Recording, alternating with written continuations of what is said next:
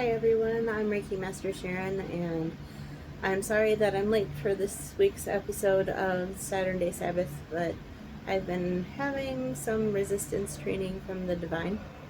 Last night my car broke down, and I've been trying to figure out how I'm going to get it running again. So today, what should we talk about? Oh, well, I guess we can talk about resistance training, right?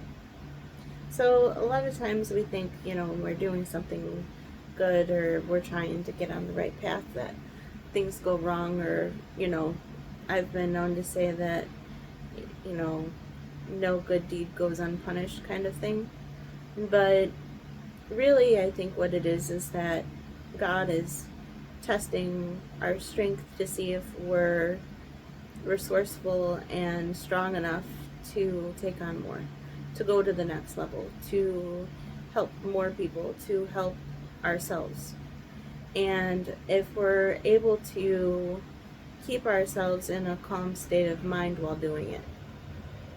Because what I've really been noticing in this, if you want to say, seeing behind the veil, seeing the difference between the different realities of perspective between the 3D and the 5D, a lot of it is how well are you able to handle stress?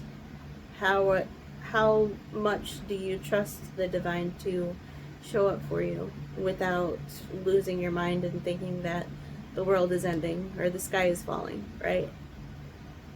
So I noticed that the more that I go through, the more that I trust, the more that things go a little bit more easy for me. And I think that's true for everyone, because anyone could look at the same picture, the same sentence, and your triggers will decide how you're going to perceive that, whether it's going to be taken in a positive or a negative way.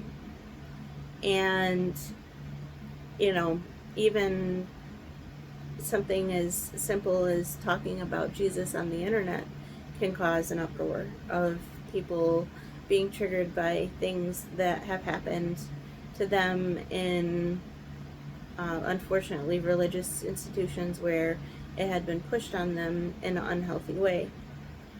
And it's not necessarily Jesus or God that they're mad at.